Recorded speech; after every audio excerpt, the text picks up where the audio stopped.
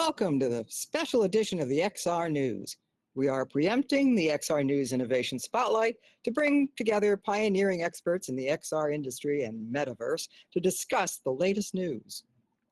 Now, last week, the New York Times reported that Meta plans to cut about 10% of its workforce in the Reality Labs division and close several VR development studios. This rocked many new to the Metaverse and some of us oldies too. So this is going to be the theme of this special edition of the XR News. We're just temporarily replacing the Innovation Spotlight today to really focus on this issue.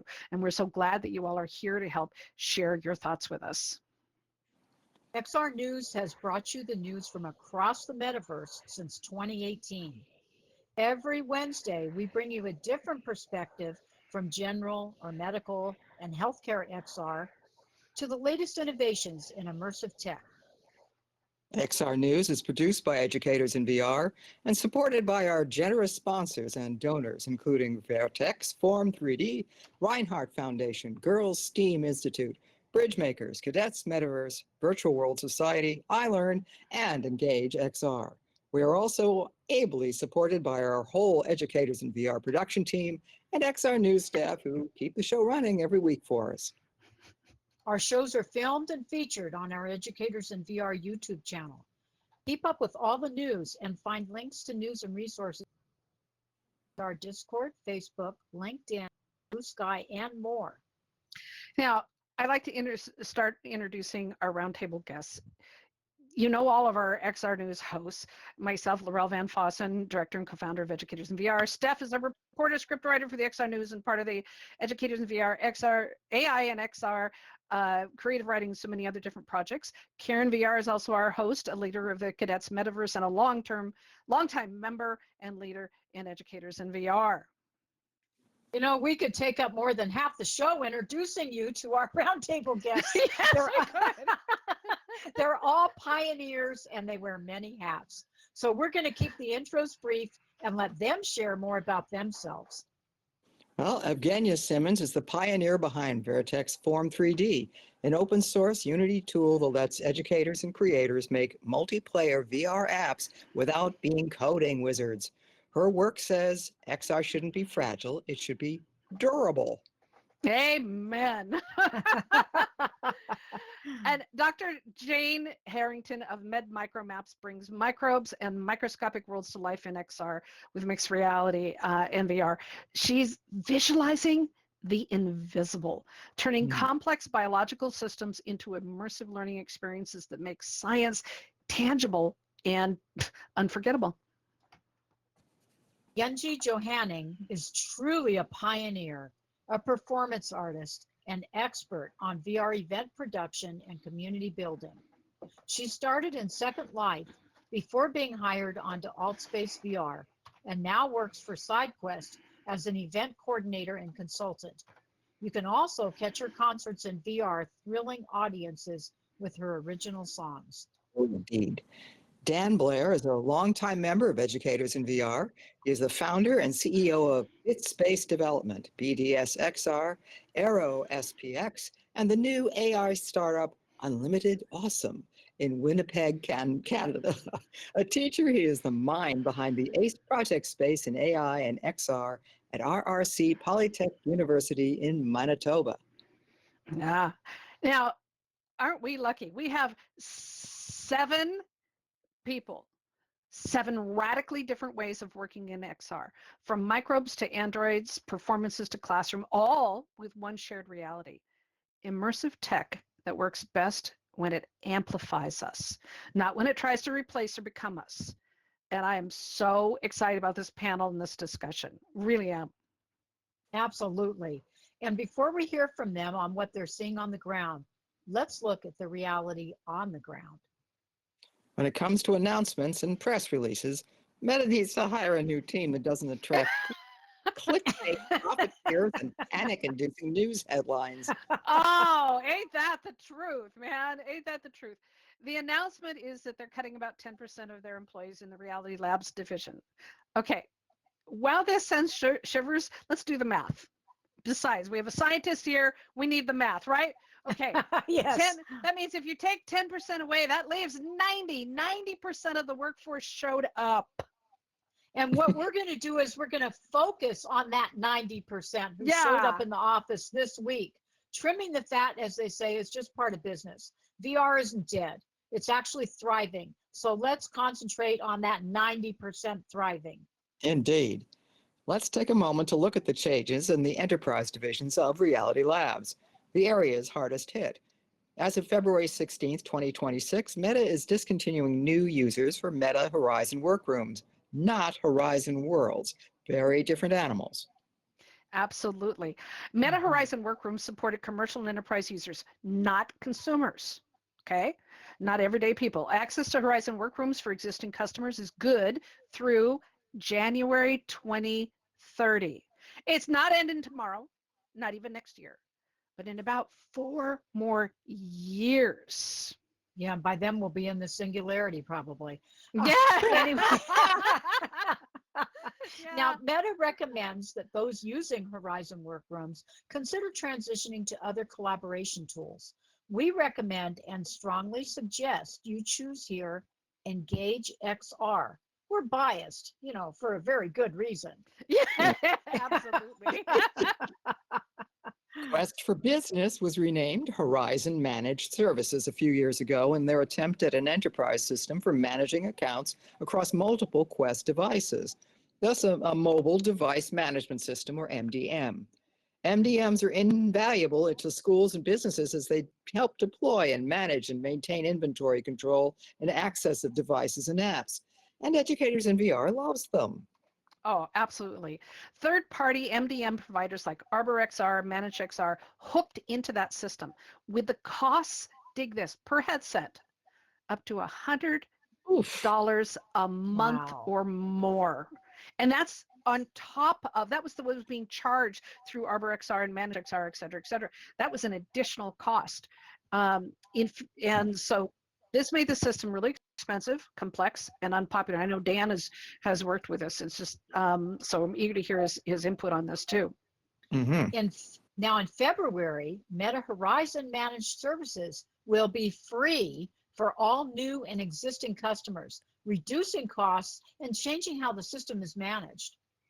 This update also simplifies purchasing. Instead of buying only through the enterprise system and paying extra each month for MDM enrollment, businesses can purchase devices through regular consumer channels like Amazon or Walmart and still hook them into MDM services at little or no additional cost.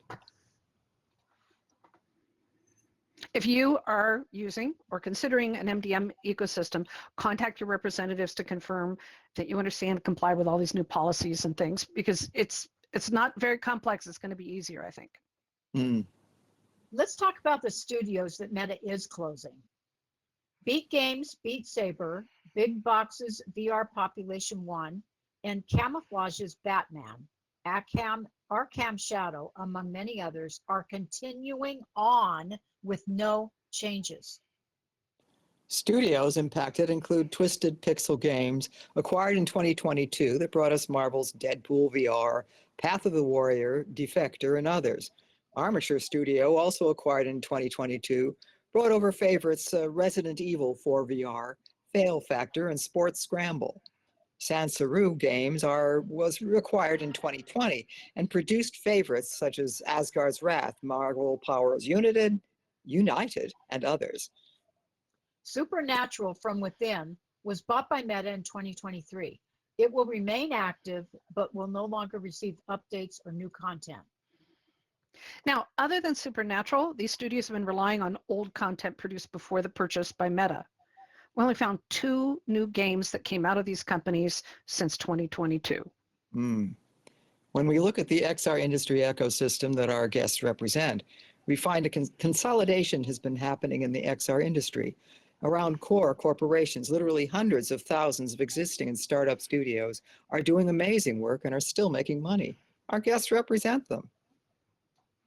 We also want to remind everyone that in case you didn't hear the news, on New Year's Eve, VR Chat broke records with over 150,000 concurrent users. That's a significant number. VR itself averages about 80 million users per month. Wow. XR continues to thrive. Evgeniya Simmons was our reporter on the ground at CES 2026, and she shared with us last week the wonders she experienced there, the new tech, new apps, and very exciting news. With no new VR headsets in the immediate horizon, we're finding that the device industry is stabilizing. It's no longer about chasing the next shiny object, but making devices better. We're seeing advancements in weight, resolution, as well as body, hand, and eye tracking, gaze detection, and more. Now, it is a natural transition as we move from all these goggles and things on our faces to glasses to actually seeing to holograms. Until eventually we're going to have that Star Trek holodeck experience where the lines between virtual and real life are going to definitely blur. So this is just natural transition. This video that you see here was taken by Evgeniya Simmons of CES 2026 in Las Vegas a couple of weeks ago. We're going to let it run on the screen as it reflects so much of the excitement in and around XR and beyond as we turn to our amazing guests. What are your thoughts about the news about Meta and the real impact on the metaverse? Yay, I want to know. So who wants to go first? Just unmute and let us know. I'd love to hear. And Jane or Dan, go ahead. And then I know Jane has been really active online, really looking at all the opinions. So Dan, how about you? What's your thoughts? And thanks for being here. I guess like the most important thing to focus on is, like you said in the intro, is 90% of the jobs are still there. If you're thinking of like from an industry growth perspective, there's still more jobs than there ever has been in this space. And the 1,000 people is a lot of people, but it's not a lot of people for Meta. The other piece is like when you think of like the grand scheme of the metaverse, like Lorelle, you and I have been in this space for so long. How many times has VR died? Oh yeah, I feel like VR dies every quarter. Like, it just depends, right? I work in the B2B space for the most part, and I work with a lot of different headsets from a lot of different providers and deploy them. And it's the thing is like, this maybe affects the Quest ecosystem, but like it really doesn't do anything for my Pico deployment. It doesn't do anything for HT deployments, for example. So like at the end of the day, it really, I guess, can shake consumer buy-in from like a B2C perspective, but it really doesn't do that much for me on the B2B side. And to be fully transparent, for the length of bit space and deploying like stuff for rail and construction, et cetera, that has really never been our first choice.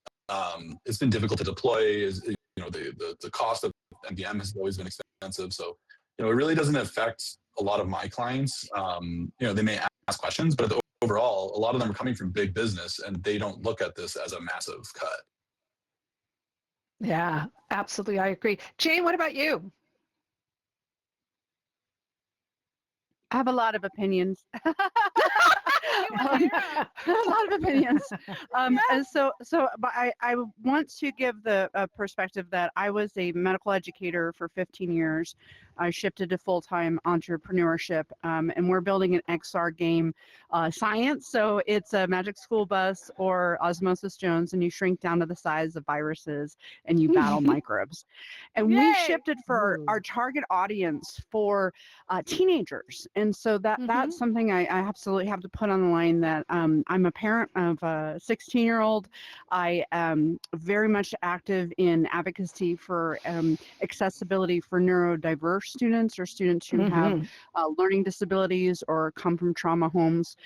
And so I've been following the industry quite carefully for our launch, our rollout. And the major thing that I have issue with is that right now, Meta in the educational space, it represents about 60% of the headset usage. They were a great entry point at the Quest 2, then the Quest 3 came out. And so in this last really calendar year, and I'll differentiate between the academic year, Meta was a great option for those of us in the United States, which is a huge education industry, because you can purchase them, you can try them, and there was this blend of being able to experience apps in the school setting. So again, teachers were doing pilots. They have it at home. The kids, teenagers have it. And so just for the continuity of this incredible, like blowing up markets, Mhm. we were all ready to push about using the 3S for education pilots. And so that was what was on our plan. And the biggest issue that I have observed in this last like 2 weeks is the lack of clarity, the lack of commitment, the lack of communication. Even whenever you look at the notifications about the managed headsets, which is, again, it is essential for doing this in education settings, because you have to control security, you can control privacy. And Meta was not clear about new versus existing. And they even, when they started charging for the service, it was in the middle of the school year, and they're like, oh, we're not charging. Oh, we're charging $180 per Yep. headset, which was devastating. Like the No academic kidding. cycle is all in the 1 year. The budgets are made in July. And so now, yes, absolutely, there's other options, but they all have their problems, different price points. We, as the education ed tech industry, we are ready to go all in with Meta. And yes, they are continuing. Yes, it's free. It may or may not work or whatnot, but it's the inconsistency and their language. It's not just the 10% people cut that they did, but in December, it was announced that they're cutting 30% of all of their VR projects and taking the people who are currently working, reshuffling them and putting them into the smart glasses and the AI. So it's abandoning us. It's abandoning the users. And this is, again, I'm really upset about it. I am impacted. Got a lot of feelings. A lot of us are. Yeah. Yeah. Evgeniya, this is really, you've just invested over a year developing your products for Quest. Well, it's been over that, more than that. 2023 is when we started. However, I think my first heartbreak was Outspace shutdown, and then the goal was always not be dependent on one platform, and that's why our original plan was to build on OpenXR. That's what we did, even though Meta building blocks and Meta platform was way more advanced and way cooler. We just decided to just go with OpenXR, which is always a little behind on things, because Meta kind of pushes first on the Meta platform all the new features like micro gestures, all that's on hand tracking. So then OpenXR kind of follows later when Meta opens up the platform to them, but we still stick with that. And I'm glad we did. Now, I wasn't that heartbroken that they're shrinking. Actually, like a few months ago, I had this thought that Meta was just everywhere. They spread their grip and their hold into all different VR industries, even something that it wasn't the original, the social media platform originally, right? So all of a sudden, the gaming platform, all of a sudden they are in the ecosystem business. All of a sudden they're doing this and that, and it was just too much. It was overwhelming. And I feel like when that happened, it gave us a little more breathing room, and it gave a little bit of there's a huge community of developers, which I talk to developers a lot, right? I hire them a lot, so I interview them, and a lot of them, they said, oh, we're just so used to Meta building blocks because they spoon feed us. One guy said they spoon feed us, they give us all the tools, and here I am offering, hey, let's do OpenXR. And now recently the LinkedIn conversation was with heartbroken girl, which she said, I became dependent on Meta building blocks. I wasn't looking to different platforms because I was so comfortable. And I feel like this is like discomfort where you have to get used to it. And we have to be prepared We have to be diversified. Even for us, we depend on Unity, but this is not a long-term plan, right? We want to have Unreal, we want to have Godot, we want to have maybe try to see what Mozilla is doing, Mozilla Foundation with their community, whatever. So I want to try to see that if one platform fails us, we can quickly kind of shift to different platforms. So kind of keep it going without like, okay, everything is falling apart, let's like die. No, like let's move on and build something better. I Do you like see that. Yeah, Do you see now I that have. kind of standardization happening? Was that? Do you see that kind of standardization happening? We are making it. I mean, Ah, somebody has to make it. and you're doing it because it needs to get done. Well, it has to. I mean, where else would internet grow? There's Hmm. nowhere for it to grow but into 3D. And with kind of my passion in that sphere, and then now you see this year companies are kind of like waking up. They are excited. Companies that have nothing to do with VR, they just like businesses, they showrooms or whatever, they excited, they want to be here, and we're ready, right? So Meta platform, it's not a big deal. Pick up, it's again, you guys are right, 90% is still here, and I think it's going to be just fine. I want to know, Yunji comes from a really unique perspective, because not only did she work with several startups, but with working with Altspace VR, you were a moderator and the events team and whatnot. You actually witnessed when Facebook first bought Oculus and Quest, and they started forming their store ecosystem, which many platforms, social VR platforms and even games and things, didn't comply with all the demands that Quest was setting to create, saying this is the new system and this is the way you have to do it. And Altspace VR was one of the few social VR platforms that stayed open during the transition. And there was a lot of craziness as our avatars got stripped down and stuff. So you got to see when Facebook, now Meta, dove in and experienced that. Can you talk about that from your own perspective, please? Gosh, well, I feel like to talk about it, Memories. I have to go backwards a little bit, because when I started off with everything, prior to all that, I was working on a platform called Second Life. And for those of you who don't know what Second Life is, it's basically like Social XR before Social XR became Social XR, and it's still alive today. And I can't tell you how many times people have said like, oh, Second Life is going to die, and it just finds a way to revive itself out of the blue for like 10,000 different reasons. And it always takes on a new shape, a new form, and new people show up, and new communities are built, and other ones disappear over time. And the thing I always try to tell people is that in that virtual space where actual people exist, actual communities, when they get built, if just like in real life, if you're going to build out a community, what do you need? You need amenities.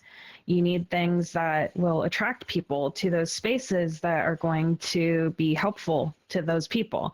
And when you don't listen to that, and when you don't, bring those amenities to the community, there's no reason for them to stay, and so Second Life was pretty brilliant in the way that it has done that time and time and time again for people, whether that's satisfying, a person's need to connect with, other people on an emotional scale, through, social experiences, to, creating avatars and being able to do self-expression and everything like that. And that just sort of like busted out into the wide world. And even before that, there was platforms like, what was it? Active Worlds, Active Worlds was pretty huge. I actually grew up on Active Worlds, being this like little kid playing around on alternative Dungeons and Dragons run by like DM merchants 2,000 years ago. And people were just, we were testing out like, pretty rudimentary AI back then, with like little NPCs that you can interact with. And, it was a gamified experience, and it opened up my mind to a whole different world that I would not have had otherwise had I been there. But to get back to your question, so coming from this sort of background and being a performer, I used to make money on Second Life on my own by playing music at virtual venues. And in the transition from like this 2D experience, I went to Silicon Valley Virtual Reality Conference one year. And that was when Philip Rosedale was doing this really awesome keynote speech. And I was there supporting and showing off people like what Second Life had to offer through this like telematic experience where I got to show off Second Life in World. And then there was another live stream that was happening in the space, and that was being broadcast into Second Life. And like, you know, we do all that stuff now in these VR platforms, you know, all the things that we used to do way back when is just sort of resurfacing. And I had this crazy like aha moment where I put on that headset for the first time. And, you know, I'm like every single person who's here who's ever put on a VR headset, like you guys have had that feeling, I'm sure. The first time you put it on and just being like, oh, wow, yeah, I get it. I get what this is. I get the immersion and what it makes me feel. And it's something to be explored. And at the time, you know, Oculus was this like wee little company. It was trying to discover itself. It was trying to find its people. And, you know, they had these people who were there, you know, with the headsets trying to show off this piece of tech that nobody knew about. And so eventually, as time went on, it like VR chat was being born, Altspace VR was being born. And then here comes me into the Altspace VR space. And, you know, in comes Meta, you know, seeing potential in these things. And it reminds me a lot of the old days of, it reminds me a lot of the old days of when you see a new emerging tech, something that is a disruptor that comes into the new media environment, something that you actually learn in new media studies is that as new things come, if it causes a lot of disruption and unrest, it tends to become the next big thing and becomes a staple in society. And so I just really want to remind people, like, go back in time. Go and look and see, you know, when the printing press was made, do you know how many people were like actually angry about that? Like legitimately. And now we have the internet, and everyone was like, oh no, no one's ever going to use newspapers ever again. What are we going to do? And, you know, as that went on, you know, we had VHS and DVDs and stuff, and they're like, oh, you can copy anything. How the theaters are going to die. And, you know, from there it was like, oh no, now we're doing streaming services. We're not going to own anything. And there's like all sorts of challenges that come with things, but there's also a lot of good too. And I guess, you know, that's what I want people to see. Like when I went into Altspace, I was going in there wide-eyed and happy. I was excited to see these people. You know, I hadn't been part of the history prior to me joining then because, you know, by the time I joined, Microsoft had acquired that company and I was in this weird middle space, right? Where I got to see the old transitioning into something different. I don't even want to call it something new. It was something different.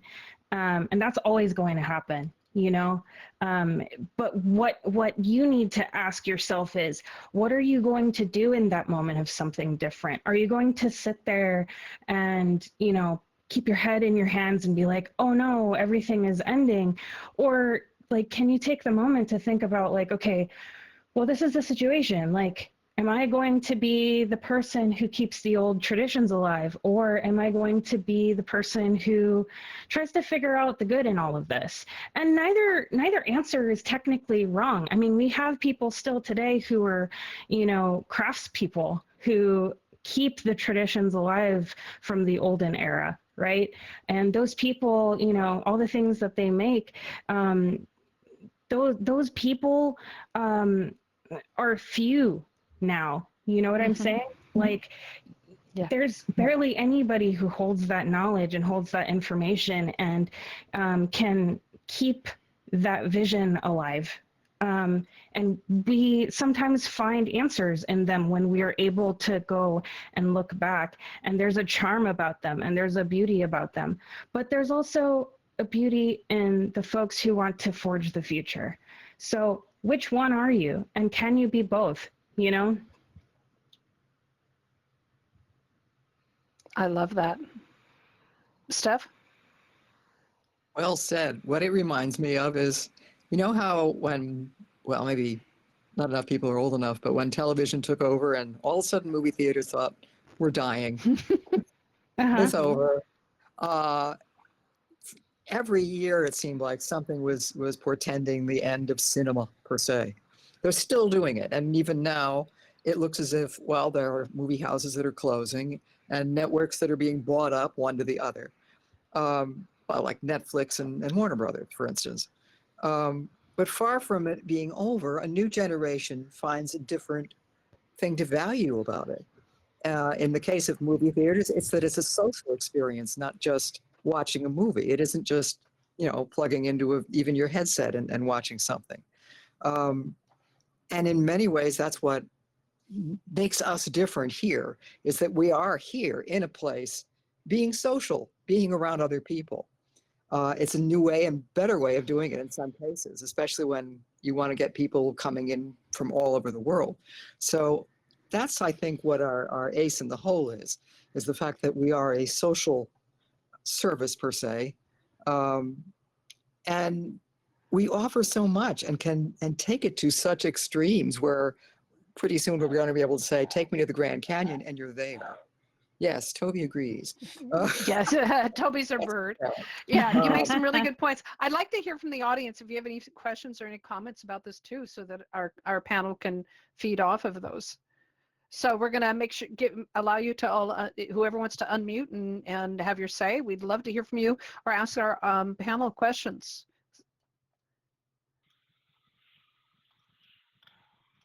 Oh my God, if nobody talks, I'll talk. All right, Onyx, go for it. Thank you everyone for sharing your thoughts and your insight and your amazing experience in the VR industry. What Steff just mentioned really reminded me lots of things. You know, we always said 3D TV is dead and the 3D movies are dead, but every time when Cameron's Avatar movie came out, and people were like, "Why is Avatar not in the pop culture? How come it's not as relevant as Star Wars and Marvel's superheroes?" But you know, the mass market, just the general audience, just doesn't care, and they are there to experience something that is high quality, that is engaging, and they don't care about all the negative comments online. So I think it's probably it shares something in common in this aspect as well. You know, I think probably what Meta has done for the markets, the contribution and the negative impact, you know, probably it's felt more by our community more than anyone else. Probably for other people, they just care whether we can receive the next high quality experience, whether it's games or education or communication. And they probably don't really care about all this debate, whether VR is dead or not. So I think that is one of my biggest takeaway. And then the other thing is I wrote it on my LinkedIn. I think, you know, because the world has opened its eyes to VR and we truly saw what we have done almost 7 years ago before Meta brought everyone to the standalone platform. So that's when everyone became super creative and created lots of really wacky experience, like a super hot, like all kinds of things that you experience in VR chat and stuff. Every day there is something coming up. So I think since the world has already opened its eyes to really understand that we have almost unlimited possibilities, and all we need is just patience and exposure. And I think Okay, so Onyx, we're having some audio issues. We're getting a lot of static coming in between things. You made some really good points. I'd love to have our thank you. I'd love to have our panel comment on any of those thoughts. So, like in VR for a long time.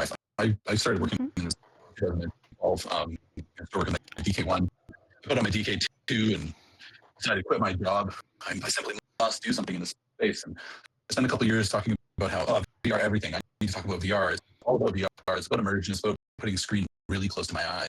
In fact, when I sit in a room with a bunch of people, I tell everyone that my special skill is really just putting a screen too close to your face.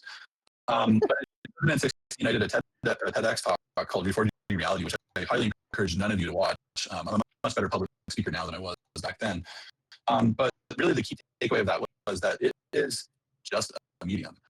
So all of what we're building, when we're building educational apps and metaverse content and all this kind of stuff, it really just has nothing at all to actually do with VR.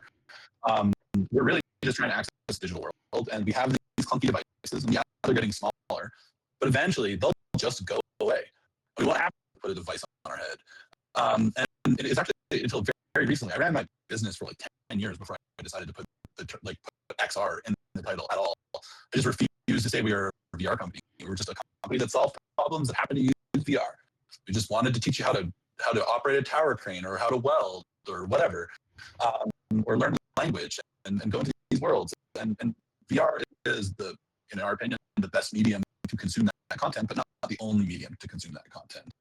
And I think that as an industry, we kind of got caught up in the VR part of what we're building and less about the actual content. And so we did see a lot of bad content. We did see a lot of Dan, we're getting your audio is breaking up. I'm not sure if you can improve it. We're getting most of what you're saying. Yeah.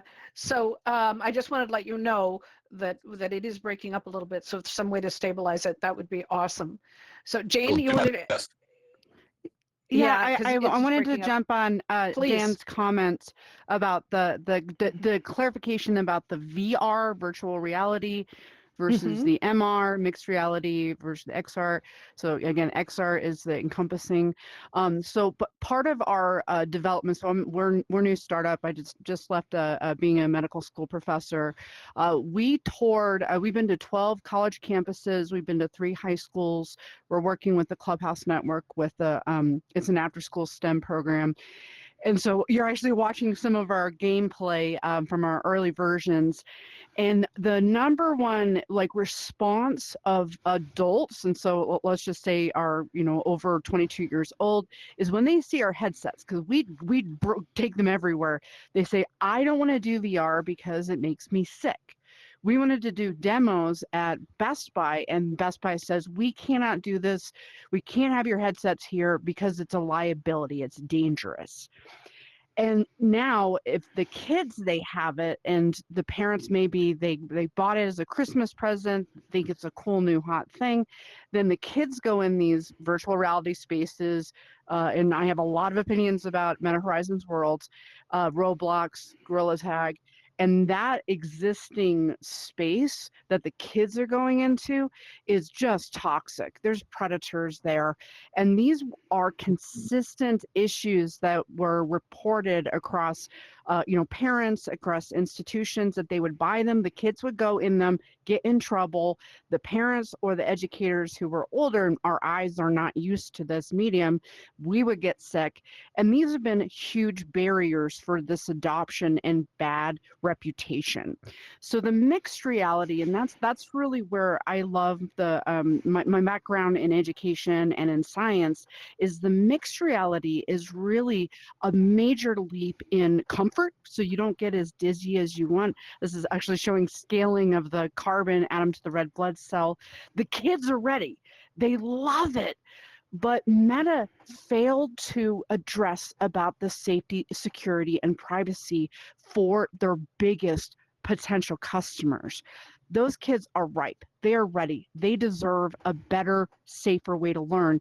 And I just wanted to, again, highlight about VR, Meta's been doubling down, putting so many resources into the Meta Horizons world, which is strict virtual reality, and it doesn't work. And then they say, oh, we're just abandoning virtual reality. We're planning for the smart glasses, but the smart glasses maybe 2 years until they're affordable for all of us. And I'm like, the MetaQuest headsets have mixed reality. They address this physical problem. They address the safety problem. And then we have all these developers that there are tons of us who are making amazing content. And that's something I feel like is not being addressed in the conversation about the impacts of Meta changing their priorities. It wasn't just the cutoffs, but them saying, we are not investing in, quote, virtual reality without doing anything to address about the safety and the transition for the tech we have now to the smart glasses. Absolutely agree. Yunji or Evgeniya, you have something to add? Yeah, a couple of things. To the point of that VR makes people uncomfortable, Dr. Jane, that's a lot of times is the fault of the developer or artist, myself included, because we need to invest into education of how to build virtual reality worlds so they don't make you nauseous, because this might be the #1 reason.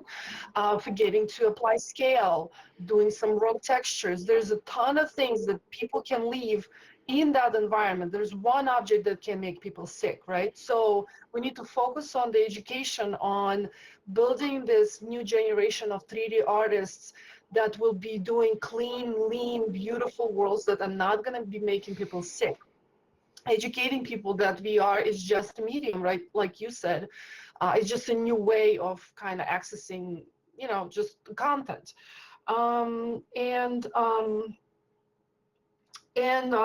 Pretty much, invest in talent, and I don't know. I have Good points. Yeah, good points, Yunji. Yeah, hope. comes down to the storytelling of it as much as the It does. good design. Mm-hmm. I think it's important to think about the web too, like web XR. Like Your audio's improved. Thank you. Keep going. yeah, Dan? sorry, and there's a bunch of things I tried to say earlier you probably didn't hear. I just want to give specifically Keyframe a shout out with the Virtual Worlds Museum. I think it's very important that as developers we're thinking about the spatial web and web XR. So initiatives like the Virtual Worlds Museum are critical because it's capturing a lot of the work that's been created over the years, and that's everything from like Second Life to new experiences, etc. And if you're not already, you should be following the Polly's and Ben's award shows and all that kind of stuff. But like here, so from an academic perspective, I'm spending a lot of time right now thinking about like how do we expand away from device dependency and focus on like the spatial web. So looking at applied research and leveraging metaverse technologies to connect schools and students across multi-institutional programs. And the other piece, I was trying to mention earlier about the fragmentation from the device perspective. A piece that is also detrimental is like when companies like Meta move away from their hardware platforms, like when they inevitably stop supporting the Quest, which they already have done on several versions, right? So the Go, we've got the original Quest, et cetera, all largely unsupported. Well, that just becomes basically e-waste. And I think that as a community, we need to spend more time thinking about how we can leverage that older hardware to bring to communities that otherwise can't afford the latest and greatest Quests, and leverage things like the spatial web to bring content to them as well. So as developers, I think it's all in our best interest as a community to take this opportunity where we're talking about what's going on in the industry to look at leveraging open and accessible technologies that aren't in walled gardens. Absolutely. I love that. Yunji? Okay, so I have a bunch of disjointed brain thoughts, but bear with me while I go through all of this. I just want to call back to an older point. Most moderation policy in these VR spaces, let alone laws in government, are developed in the most reactionary way. They don't think ahead before these problems arise, and it causes us a lot of grief. It causes a lot of problems, and I know that most of these companies are very aware of this when they're, creating these products, or, they have these products live and they're having to deal with it on a daily basis. Thing is that a lot of these companies, especially ones who are no longer around, were so afraid of committing to solutions. And really, the solutions are very costly because you have to spend the time to have people think, to have people develop. And so they back out and don't even try. And I think that's such a miss, There just needs to be more involvement at a larger scale to provide these companies the funding that's needed, specifically towards building out these tools and standardizing them. And in addition, you know, we have a huge issue with accessibility, not just for those who can't access the hardware, but also those who can't even use it because of their disabilities. And by providing these solutions for, you know, the people who need the accessibility, you're also providing solutions for other people who, you know, might not have that disability, but could find a good use for it. You know what I'm saying? Very good, yeah. And so, when I'm looking at like the future of XR, I also want to make sure that people understand it's not that XR can't thrive. People clearly want to have the headset. Anytime I ever talk with somebody who's like just a bystander, like if I just go out into the world and I tell them the stuff that I work on, you see how wide-eyed they get. They get so excited because they don't know what it's about and it's a new territory for them. They love the concept of VR. They love the idea. But the problem is that these VR headsets have only gotten more and more and more expensive every single year. How is this industry going to thrive if we can't get those, you know, $100 headsets back? You know what I'm saying? Like, you know, we can improve on the technology and make it super cutting edge, and that's great and everything like that. But when you're building for a bunch of people who have money, your audience is going to be small. There's a reason why the phone market thrives. There's a reason why microtransactions are like the lifeblood of most software development nowadays. The cell phone, arguably, in my opinion, is more powerful as a world shifter and world changer than the people who run XR have been doing over the past like decade or so.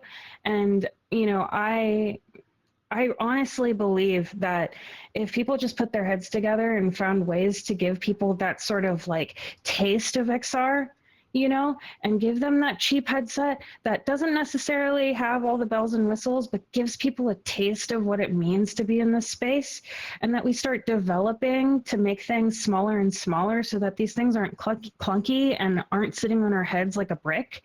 You know, the closer we get to that space, the easier it's going to be if we can get it into every pocket. And if you look at something like, you know, spatial computing, like you're looking over at Apple and they're like, oh, spatial computing, we believe that the future of everything is in this XR space, right? And then you have Meta right now with their like Ray-Ban glasses, and like that's a head towards a direction in the XR space, right? Because they think like, okay, if everybody can, you know, have this in their pocket, they're going to use it for everything. This is going to be integrated into their daily life. It's not just a game anymore. That's the kind of mental shift that we need, but we need to pull it back and say, okay, how can we put it in the hands of people? How can we put it in everyone's pocket in an affordable way so that everyone can participate and everyone can enjoy these things? Absolutely. So that's my thoughts about it. So layoffs are not, you know, cutoffs are not, you know, the bigger issue is accessibility. Nope. Absolutely. Yeah, it used to be a killer app, but we don't need killer apps if there's not enough people to watch them or use them. Any ideas on how we get the industry to move in that direction, or we're just waiting for the you know, the gods of design to come down and affordable? Can I jump in on that? Because please. This is the first number one point that we are trying to solve is please just let us make money. Let us work directly with businesses. You can't do this. I'm telling you, I'm 10 years in this, and last 2 years, this is what we closing the gap. As an artist and as a business, we want to have a standard, free, open source framework that you can pick up from GitHub, plug it in, and start working, making money. Right, so the businesses are sure that their framework is not going to stuck somewhere in the metaverse, like and then the 3D artists are not going to be chasing developers that they can't finish the work and they quit or whatever. So we want to make sure that developers make money and businesses get what they want. And then to touch on the web, this is crucial point as well, and this is a great thing that Unity is doing, is now they're releasing this web GPU thing, and now finally Cesium is our geospatial provider. They released web support, experimental web support. So my team is starting work on the web next week. So once we do that, that's going to be like light at the end of the tunnel. Then we can reach out to more businesses, and yeah, we have VR, but we also have the web. So this is where we are. We have to make sure artists that are getting into this industry right now, the 3D artists, they have a clear path on how they're going to make a living. We're done having it for fun. Like, I'm done doing it for fun. And for Dan, free. you employ a ton of amazing creators, programmers, and artists. You keep a whole, and then educate them as well, right, Dan? Yeah, so like, I mean, I've been building creative teams for so long, and I feel like I'm constantly needing to retool and untool them in different capacities. Like, we just never bothered going in on the horizon block stuff at all. We've always lived in Unity and Godot world. Of course, I went Godot when there was all the stuff going with Unity a while back there. And by the way, I did a full commercial release entirely in VR using OpenXR and Godot. And so it is possible to do a fully open source game right now using no proprietary tools. But I will always be partial to the spatial web. And right now I'm really trying to build pathways towards moving away from any walled garden. So working with my developers, working with the students that I teach, and exposing them to tools like 3JS and the background technologies towards building things that can leverage web GPU and WebGL and allowing users to find and ingest content through mediums they're already used to. And so, it makes a lot of sense to go to someone's website. Well, you may as well just jump straight into their metaverse from there.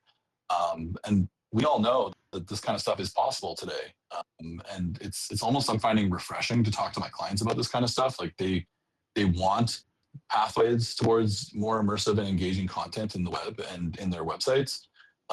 And they want to leverage XR, but we've talked about it a couple times here, that the hardware isn't accessible, it isn't affordable, it's not getting cheaper. And on that note, like, I would love a really cheap but super basic headset, especially if it was open source, but I would just take super basic and super cheap. I don't need eye tracking. I don't need integrated AI. I don't need any of that stuff. I just need your hands, and they can be hand tracked or controllered, and some sort of reasonable lens. And I need to be able to run content. Well, and absolutely a high quality enough lens to overcome the barrier issues that are associated with motion sickness and whatnot, and frame rate drop and stuff. Exactly. To really have a good lens. Yeah, absolutely. Yeah, Jane. I love all of this. I feel like in some ways, there was a rock, and I call Meta the evil overlord, and I'll probably regret saying that. But we saw it. We saw it. We saw it a year ago, and so we are already planning from the Meta SDK and Unity to the OpenXR. We are always going for democratization for devices and device agnostic. And so I want to jump in. Absolutely, I'm a huge fan of RP1.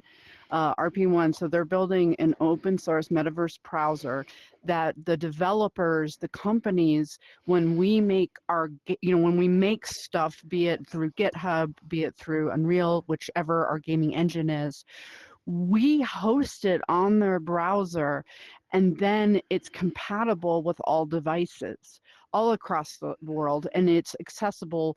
It's different on the mobile devices, but that's really, those of us who are passionate about really making it affordable and accessible, we are so close. We're so incredibly close. And so I think that in some ways, the people, us small indie developers that previously were like, oh, we are only in that walled garden of Meta. In some ways, it's like it's us breaking free, which is fantastic. And so what's it going to be like in another year? I don't know, but thank you so much, Lorelle, for inviting us to have this conversation. it seems like we're Absolutely. all in the same mission, the same belief. And so I think that, I put out a video last week, and we are the metaverse, and it's really evolving to what we all believe in, and we are greater, we are bigger than the evil overlords. Absolutely. That's the Yunji spirit. Crash, she's going to be right back. Karen, you've been really quiet through this, and you come at this from a really different perspective, because you lead, not only have you been working with educators in VR and all our volunteers and stuff for years, but you also lead the Cadets Metaverse, which is a community of consumers that come from all over the world, and they have opinions. I'd love to hear, what are your thoughts on all this? Well, Lorelle, I feel like, we've a number of panelists talked about social VR, and I feel like if we can get people in and experience what social VR is really like, they'll love it and they'll stick around. The problem I always have had is that people come in, they go into, let's say, VR chat or rec room. They're surrounded by a bunch of screaming kids who may be cussing at them, and then that's it. That's their experience with VR, and they don't want to have anything to do with it. So I think that the role that we all play as cadets is a very welcoming role. We welcome new people in, we try to make them feel comfortable, and when they're in that type of an environment, they want to stay. On the other hand, over the years I've been in VR, I've seen, when I put my headset on, it just blew me away, the first time. And yet I see people come in and they're not that impressed, including my nephew, who's 25 now. He liked it. He played a couple games, but he likes his Xbox or whatever he uses. And I don't get it. I don't understand that, why people just aren't immediately taken with it. But yeah, I think if we can welcome people in, get them in a social VR situation, make them feel comfortable, they'll want to stay. And that's what Yunji's been talking about. Jane, all of you up here have been talking about. There's the business aspect of this, and it was with the layoffs and things. It was the business part that was, scared people, because they heard Horizon and they thought, oh, that means Horizon Worlds are going away and whatnot. No, totally different thing. I want to be in charge of naming things, have better clarity. But what you all brought up, and what Yunji so beautifully did and stuff, is that many and Karen, you're echoing again, sorry. Oh, okay, let me mute. Is that we have to remember that we as consumers have a responsibility to the apps and things that we love. We need to give them feedback. We need to let them know, and support them however we can, whatever that looks like. But we also have to remember, they have to remember, that we have feelings and we have emotions too, and so there's a boundary there. Go ahead, Yunji. Go ahead.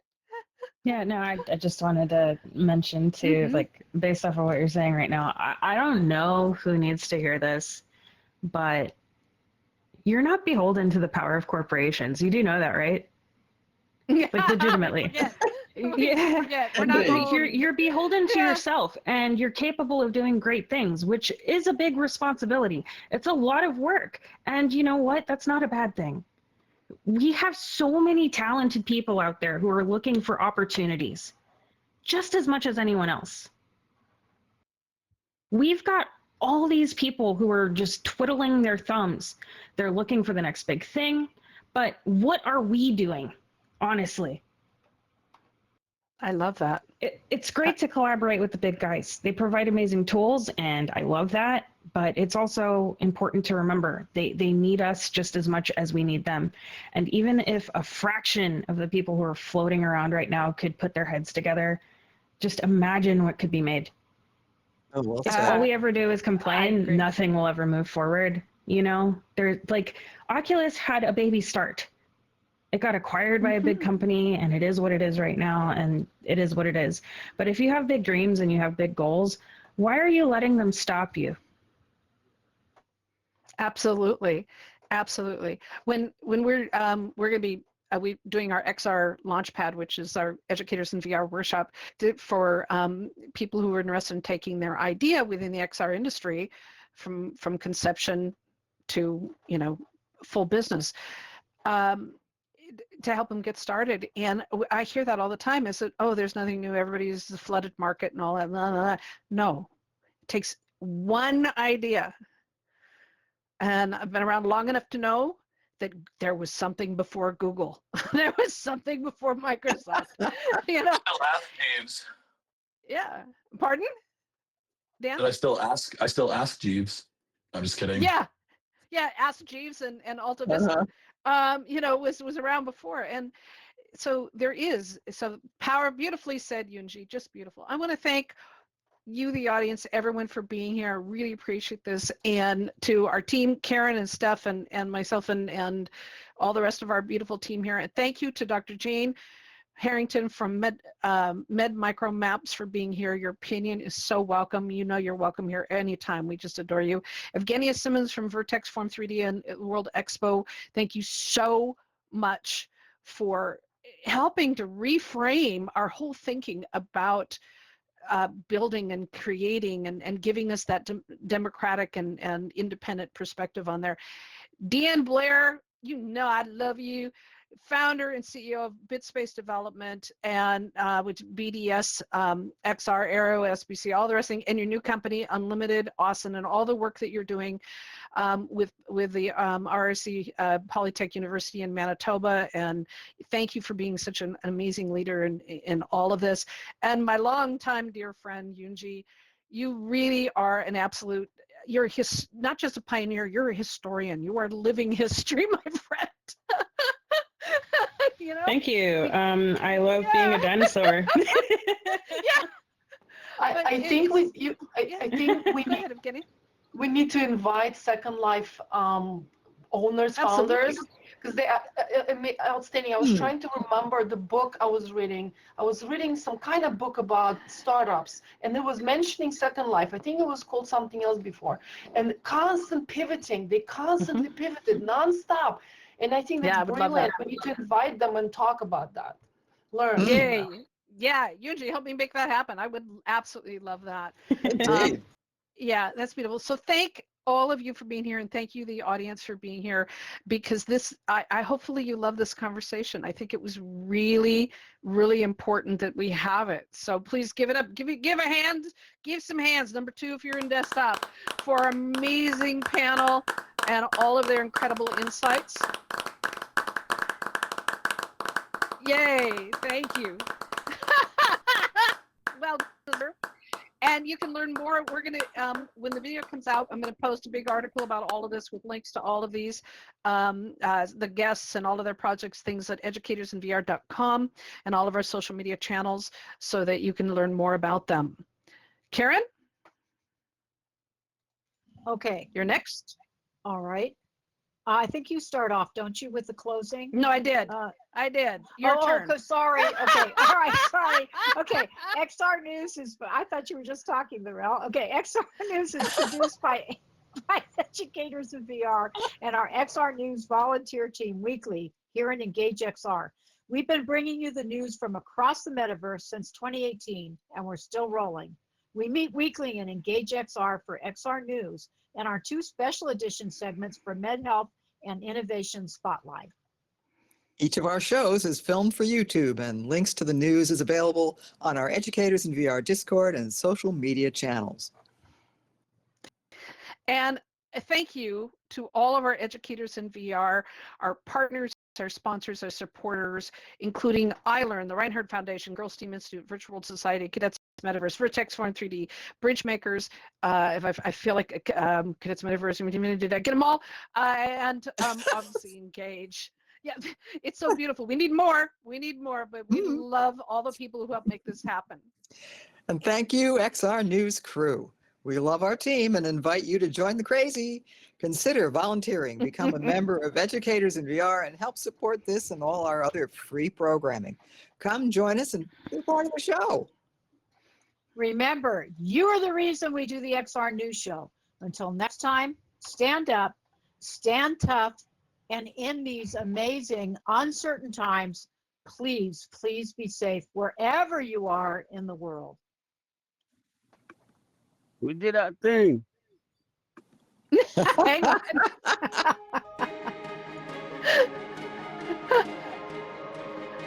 Sorry, Matthew.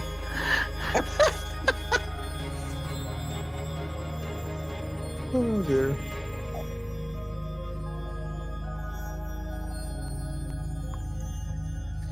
Got to keep punk rock in the equation, guys. Yay, yay. All right, stands with trees. Close us out. Yeah, we did a thing! There you There go. we go. That's the Rich, That's we're the going to real have to one.